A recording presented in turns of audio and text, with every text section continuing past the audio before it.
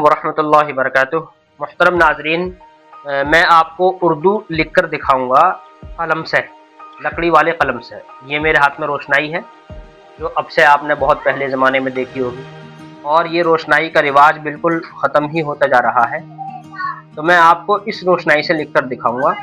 ये मेरे हाथ में ये रोशनाई है, ये मार्केट में मिलती है 20-25 रुपए की, और ये हमारे कलम है। ये देखो, इसकी नोक पतली सी है तो ये 1 नंबर कलम है, ये 2 नंबर कलम है, ये 3 नंबर है, 4 नंबर है, 5 नंबर है। तो इंशाल्लाह मैं आपको कोई सी से या 2 नंबर से लिख कर दिखाऊँगा। ये दरमियाना सा होता है, और मैं आपको उर्दू के अल्फाज लिख कर दिखाऊँगा। मैंने पहले हरूफ तहज्जी तो लिख कर दिखाए थे, अब मैं इंशाल्लाह आपको उर्दू लिख कर दिखाऊँगा, और उर्दू के साथ मैं आपको अरबी लिख कर भी दिखाऊँगा। सबसे बड़ी चीज़ तो ये है, इस कलम के अंदर इसको सीधा नहीं पकड़ना है, बल्कि इसको हल्का सा ऐसे करके पकड़ना, टेढ़ा इसको। यानी ये इस तरीके से नहीं होना चाहिए, ऐसा नहीं होना चाहिए, बल्कि ये इस तरीके से होना चाहिए, ऐसे खड़ा होना चाहिए ये कलम इस तरीके से।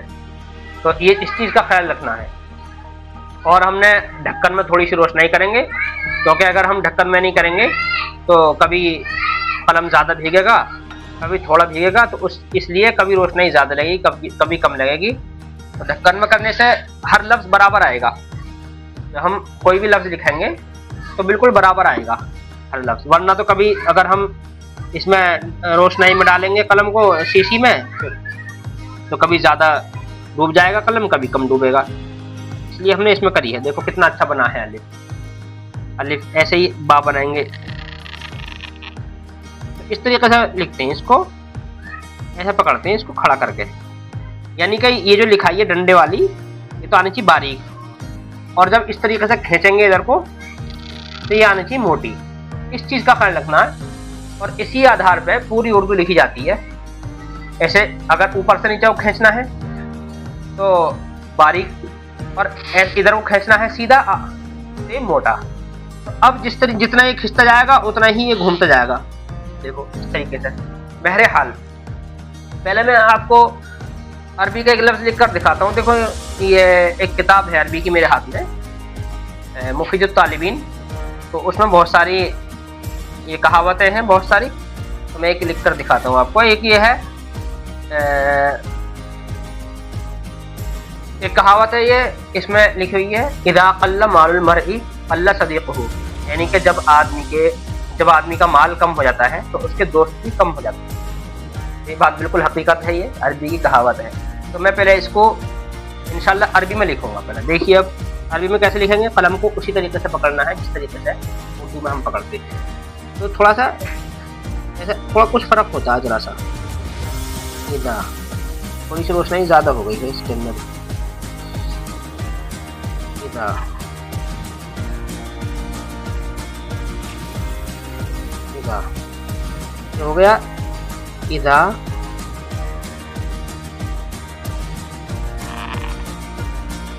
क़ल्ल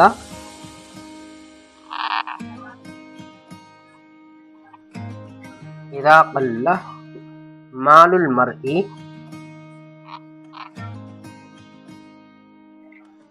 ये ज़बर है, ये मालुल मर्इ,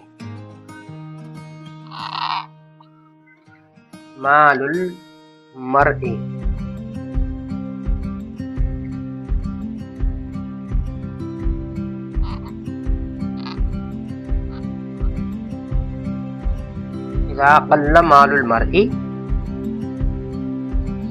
क़ल्ल सदीक़ुहु, मालुल मर्इ क़ल्ल सदीक़ुहु।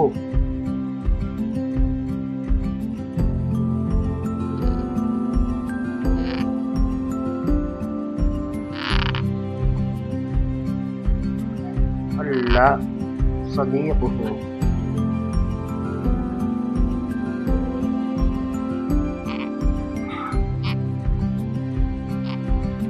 लिखना बहुत आसान है, कोई मुश्किल काम नहीं है, बस ज़रा सा सीखना पड़ता है।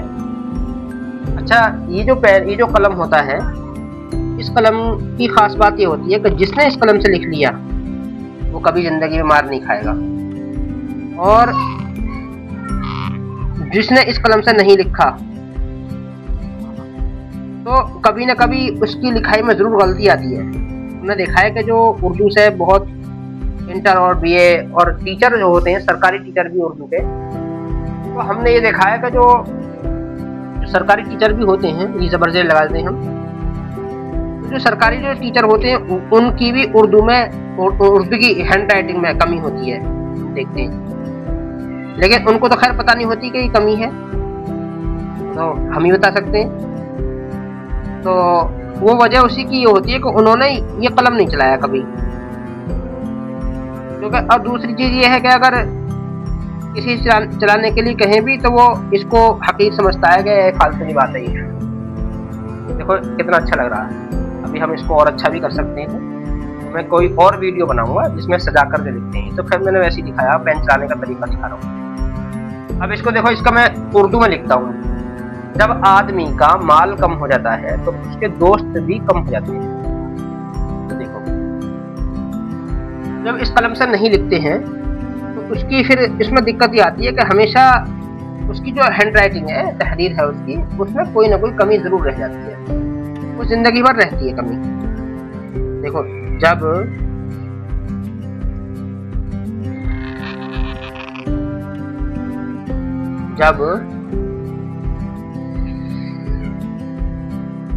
ये जो नुक्ता लगता है, ये नुक्ता इस तरीके से अगर हम लगाएं तो ये गलत है। ये इसको थोड़ा सा टेढ़ा करके लगाते हैं इस तरीके से। तो देखो इन दोनों में फर्क है, ये टेढ़ा है और ये सीधा है। तो हल्का सा टेढ़ा होना चाहिए इस तरीके से, इसका ख्याल रखना है। ये बहुत बारीक चीज़ है, कोई बताएगा नहीं इसको, और आमतौर से बताएगा क्या पता भी नहीं होता। और इस चीज़ पर कौन ध्यान दे रहा है? अगर किसी के इंटरव्यू में उसने लिखते में ऐसे लगा दी नुक्ता, इसको कौन कह रहा है कि ये गलत लगाया तुमने? हालांकि ये गलत है। ये नुक्ता उर्दू में इस तरीके से नुक्ता नहीं होता, नुक्ता टेढ़ा होता है ऐसे। ये है नुक्ता टेढ़ा हल्का सा, वो नुक्ता ऐसा होता है टेढ़ा हल्का सा। इस चीज का बहुत ख्याल रखना है। जब आदमी का, देखिए, जब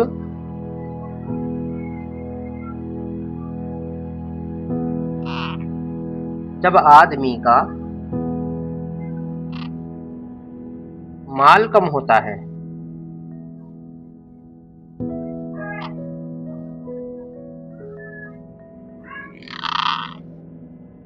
जब आदमी का माल कम होता है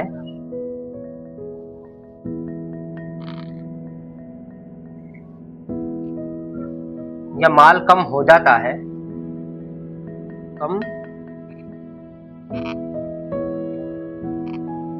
जब आदमी का माल कम हो जाता है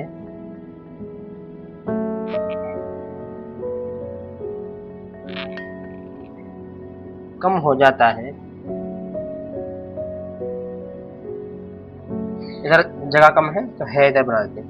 जब आदमी का माल कम हो जाता है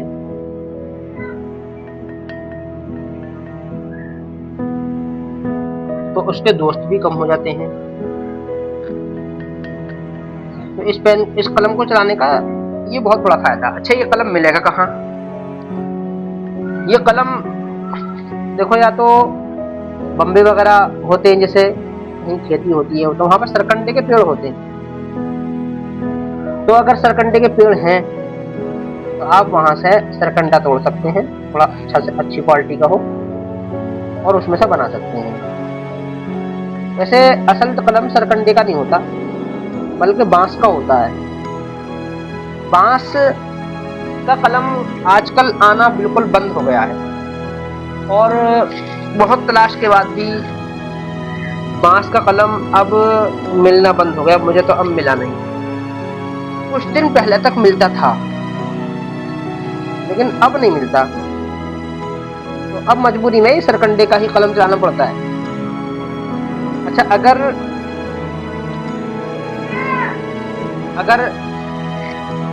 सरकंडे का कलम आपको खरीदना है तो देवबंद के अंदर दुकान है। देवबंद में जो मज़ार कासमी वाली गली है, जो मज़ार कासमी कब्रिस्तान है, कासमी कब्रिस्तान, तो कासमी कब्रिस्तान वाली जो गली है, उस गली के अंदर एक कातिब बैठता है। कातिब, उससे कोई अपना कुछ लिखवाते रहते हैं कुछ। तो वो कातिब आज भी ये कलम बेचता है, लेकिन सरकंडे के हैं, उसके पास भी बांस के नहीं है, क्योंकि बांस के कलम आने, बांस आना ही बंद हो गया वो वाला। तो इसलिए सरकंडे के कलम उसके पास मिलते हैं आज भी। ये 20 रुपए का देता है बना के, वो बनाएगा भी खुद ही। और लेकिन बनाना तो सीखना पड़ेगा, क्योंकि अगर ये टूट गया, मान लो मैंने ज़्यादा दबा दिया ये और ये टूट गया, तो फिर भी मुझको ही बनाना है। अब देवबंद थोड़ा ही जाना होगा कलम बनवाने के लिए। तो इसलिए काम सारे सीखने चाहिए। तो उसके दोस्त कम हो जाते हैं। और इसमें लिखाई के अंदर थोड़ा सा आदमी का दिलचस्पी होनी चाहिए। अगर लिखाई में दिलचस्पी होगी तो हो जाते हैं। ते हैं इधर लिख देते, इधर जगह कम है। वैसे होना तो एक साथ होना चाहिए ये चीज। हो जाते, अगर आदमी की दिलचस्पी लिखाई पढ़ाई में होगी तो इंशाल्लाह एक ये अच्छा मशगला है। अगर उसकी पढ़ने लिखने में दिलचस्पी नहीं होगी तो फिर वक्त इधर उधर ज़ाया करेगा। और इल्मी मशगला जो है और इल्मी जो शौक़ है, ये बहुत बड़ी चीज़ है। अगर उसको इल्म का शौक़ होगा, कुछ ना कुछ पढ़ते रहे, कुछ ना कुछ मुताला करते रहे, तो उसके इल्म में इजाफा होता रहेगा। और इंशाल्लाह, और इल्म में इजाफा होने से क्या होता है, उस आदमी की अकल कभी ख़राब नहीं होती, आदमी की अकल बढ़ती रहती है। तो ये फ़ायदा बहुत होता है। तो देखिए मैंने लिखा है, जब आदमी का माल कम हो जाता है तो उसके दोस्त कम हो जाते हैं। और ये बात बिल्कुल हकीकत है। तो आप कमेंट करके मुझे ये बताएं कि जब जब आपका माल कम हुआ है तो आपके दोस्त कम हुए हैं या नहीं। ये बात कमेंट करके बताएं। तो आप कमेंट में लिखें कि भाई मेरे दोस्त, जब मेरा माल कम हुआ था तो मेरे दोस्त भी कम हो गए थे। या लिखें कि मेरे दोस्त कम नहीं हुए थे। और अब इसी का उल्टा ले लीजिए, जब आदमी का माल कम हो जाता है, वो माल जब बढ़ता है तो उसके दोस्त भी बढ़ जाते हैं और मालदार के दोस्त फालतू के हो जाते हैं। तो ऐसा भी है। तो इसलिए जब आपका जो माल बढ़ेगा तो दोस्त बढ़ेंगे भी। और वो माल बढ़ने पे जो दोस्त बढ़ते हैं वो असल दोस्त नहीं होते, बल्कि वो लालची होते हैं। वो लालची होते हैं माल के, कि भाई इसके पास माल है और इसकी गाड़ी में घूमेंगे और इसके खाने के साथ इसके होटल में घूमेंगे खाने के लिए, नाश्ता करेंगे, ये है वो है। असली दोस्त वो होते हैं जो माल कम होने के बाद भी दोस्ती नहीं छोड़ते, वो साथ रहते हैं, वो असली दोस्त होते हैं। तो ये बड़ी अच्छी किताब है। अगर आप इसकी, मैं सोच रहा हूँ इस किताब के पूरी किताब को मैं इसमें एक वीडियो बना के, एक प्लेलिस्ट ऐसी बना के और इसको मैं पढ़ा दूँ। ये किताब हमने पढ़ी थी। इसमें देखिए लिख रही है तारीख, इसमें उसकी लिख रही है 1442 हिजरी। तो 2004 में हमने ये किताब पढ़ी थी। ये 2004 में अलीगढ़ में। तो ये बहुत अच्छी किताब है। इसमें बड़े अच्छी ये है। अब जैसे इसके अंदर बहुत सी चीज़ें, अव्वलुन नासी कि पहला जो दुनिया में पहला इंसान है, जो पहला आदमी है, वो पहले ही भूलने वाला है। यानी पहला आदमी पहली बार भूलने वाला है। आफतुल इल्मी अन्निस्यानु, ये इल्म की आफत क्या है? इल्म की आफत भूल जाना है। इल्म की मुसीबत क्या है? भूल जाना है। इल्म की मुसीबत भूल जाना है। यानी इल्म की क्या मुसीबत है कि भूल गया इल्म को, तो क्या है ये मुसीबत है, इल्म की आफत है। अल जहलु मौतुल अहया, कि जहालत जो है वो जिंदों की मौत है। अगर आदमी जाहिल है तो ये गोया कि ये मुर्दा है। जहालत जिंदों की मौत है, ये गोया के मुर्दा है, ये जिंदा नहीं है। अन्नासु आदाउन लिमा जहिलु, आदाउन माने दुश्मन होते हैं। लोग उस चीज के दुश्मन होते हैं जिससे नावाकिफ होते हैं। किसी आदमी को मोबाइल चलाना नहीं आता तो क्या कहेगा, ये कोई बड़ा बुढ़ा हो मोबाइल चलाना नहीं आता, क्या कहेगा वो, अरे मोबाइल में क्या रखा है, और ये है वो। किसी को पेन चलाना नहीं आता, ये वाला कलम चलाना नहीं आता, तो कहेगा अरे फालतू की बात है कलम। इसी तरीके से किसी आदमी को विदेश में जाना नहीं हुआ तो क्या कहेगा, अरे ये सब फालतू की बात है, विदेश विदेश में जाना। तो यही बात है, यानी इंसान जो है उस चीज का दुश्मन होता है जिससे वो नावाकिफ होता है, जिसको जानता नहीं, जिस चीज को वो दुश्मन होता है उस चीज का। वो सोचता मैं नहीं जानता तो कोई भी ना जाने, चीज को। ऐसे ही इसमें बड़ी अच्छी बात है, अल आकिलु तकफीहिल इशारा, कि अक्लमंद जो है उसको इशारा ही काफी होता है अक्लमंद के लिए। अक्लमंद के लिए ऐसा नहीं कि हर बात बात खोल खोल कर बताएंगे, उसको हर बात समझा कर बताएंगे। तो अक्लमंद आदमी जो होता है उसको इशारा ही काफी होता है। ऐसे ही है अल उज्बु आफतुल लुब्बी, यानी उज्ब जो है खुद पसंदी, यानी अपने आप में कोई समझना कि मैं बहुत ज्यादा अच्छा हूं और मैं ही करता हूं और बस मुझ पे ही आता है, जो क्या है ये अक्लमंद की, ये अकल की आफत है, यानी अकल को खा जाएगी, अकल भी नहीं रहेगी इसके पास। तो बहुत सी चीजें ऐसी है, इदा तम्मल अक्लु नकसल कलाम, जब अकल पूरी हो जाती है तो कलाम अधूरा रह जाता है। जब किसी आदमी की अकल पूरी हो जाती है तो वो कलाम अधूरा, यानी बात अधूरी करता है। अधूरी नहीं मतलब बात मुख्तसर करता है। जब आदमी की अकल पूरी हो जाती है तो बात मुख्तसर करता है, और जिसमें अकल नहीं होती वो बहुत ज्यादा बोलता है, वो बोलता रहता है बहुत, वो बोलता है जिसमें अकल नहीं होती। और जो अकलमंद आदमी बात को क्या है मुख्तसर करता है, छोटी बात करता है, वो बहुत लंबी बात फेंकता नहीं।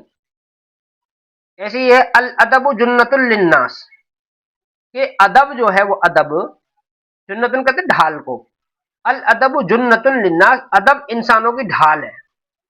यानी अगर किसी का भी हम अदब करेंगे उस्ताद का, तो वो ढाल है, क्या है, उस्ताद की पिटाई से बच जाएंगे। माँ बाप का अदब करेंगे तो माँ बाप की डांट डपट से बचेंगे, बड़े बूढ़े करेंगे तो बड़े बूढ़ों की डांट डपट से बचेंगे। तो ये हर चीज है।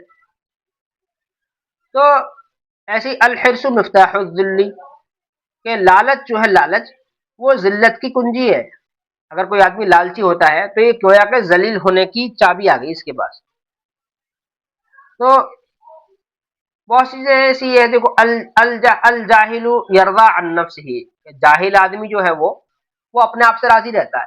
जाहिल आदमी अपने आप से राजी रहता है। अपने आप से राजी रहने का मतलब ये है कि वो अपने अपनी हर बात को ही बेहतर समझता है, कि भाई मैं जो कुछ कर रहा हूँ वो ही ठीक है, और मैं जो समझ रहा हूँ वही ठीक है, दूसरे सब बेकार है। तो जाहिल आदमी जो है वो अपने आप से राजी रहता है। ऐसे ही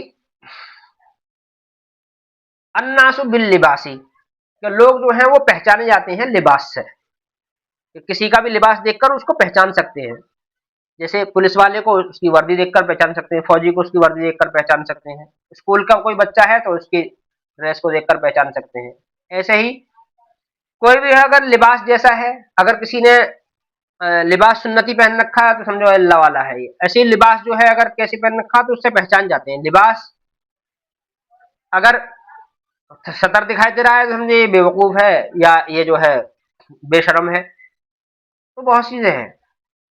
अन्नासु अला दीनी मुलूकिहिम, देखो कितनी अच्छी कहावत है, अन्नासु अला दीनी मुलूकिहिम का मतलब ये है कि लोग अपने बादशाहों के दीन पर होते हैं।